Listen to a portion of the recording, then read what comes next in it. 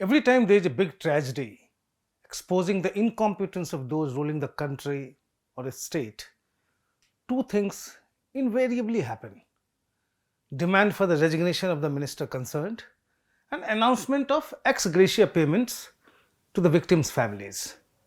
The same followed the Pahalgam terror attack, in which 26 people were killed. Haryana Chief Minister Naib Singh Saini declared compensation to the tune of 50 lakhs for the family of Lieutenant Vinay Narwal, one of the victims. His Odisha counterpart, Mohan Maji, announced 20 lakh rupees as ex gratia payment for the next of the kin of accountant Prashant Satpathy. Andhra Pradesh and West Bengal governments declared 10 lakh rupees each. Other governments also made similar announcements. Some added a job or free education for kids to make it look more generous. How insensitive and pathetic our politicians can be. Is this how you console the grieving wives, parents, and children? Offering 5 lakh or 10 lakhs or 50 lakh rupees? And they make a public show of what they think is their generosity. Even if they were to offer this money from their own pockets, which is never the case, the timing and the manner of such announcements would still be very insensitive and disgraceful. There are various ways of helping the family discreetly without making a show of it. But then, how would our politicians show their magnanimity to the world? Do they really think that their offer of money lessens the grief of the families? Or is it a cover up for the incompetence of the ruling dispensation, which repeatedly fails the people, be it a terror attack or a rail accident or a bridge collapse? Just think of their mindset. 18 people died in a stampede at the New Delhi railway station on the 15th of February. The Indian Express reported that in the early hours of the 16th of February, when the families of those killed arrived at the hospital to collect their bodies, they were given bundles of 100 rupees and 500 rupees notes, totaling 10 lakh rupees. The Indian Railways had announced 10 lakh rupees for the kin of the deceased, 2.5 lakh to the grievously injured, and 1 lakh for passengers with minor injuries. It's quite a surprise how government officials could withdraw so much cash from banks within hours after the stampede. The government's message was clear: take the cash, take the bodies home, and forget what happened and why. And I'm quoting somebody from the Indian Express report. When I went to claim my mother's body, they insisted that I take the compensation. I really want to ask, how did they calculate that number? How does one attach a price to somebody's life? That was Anubhav Sahai, whose mother died in the stampede. He was speaking to the Indian Express. Families of the victims of the Pahalgam terror attack must be asking similar questions as governments smugly announce ex gratia payments. These families must be waiting for Prime Minister Narendra Modi to punish the perpetrators and the conspirators beyond their imagination.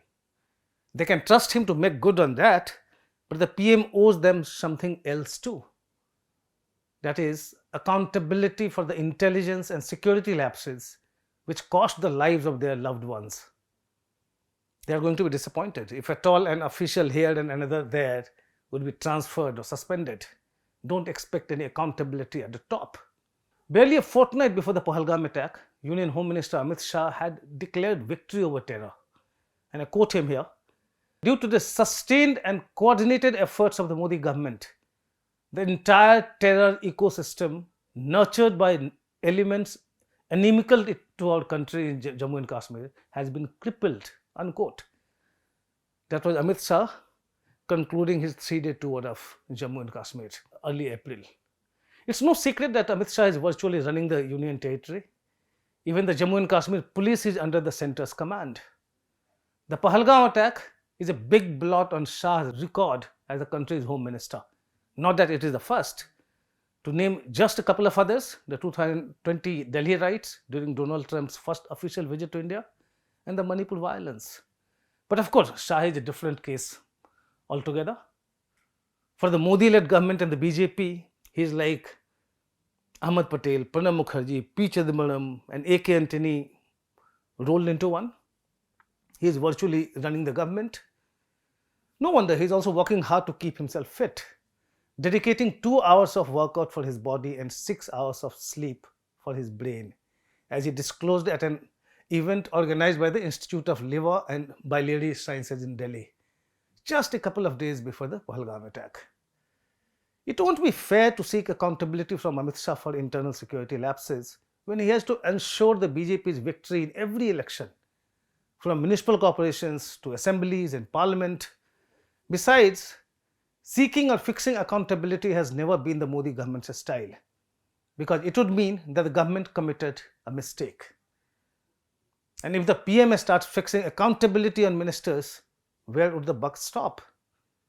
From Doklam to Galwan, Manipur to Pahalgam, frequent train accidents to missing bullet train even after 11 years in power, massive time and cost overruns in flagship Bharatmala project, and a scrapping of the phase 2 of this project, pending labor codes to the abandoned promise of doubling farmers' income by 2022. The list of governance lapses is getting longer every day.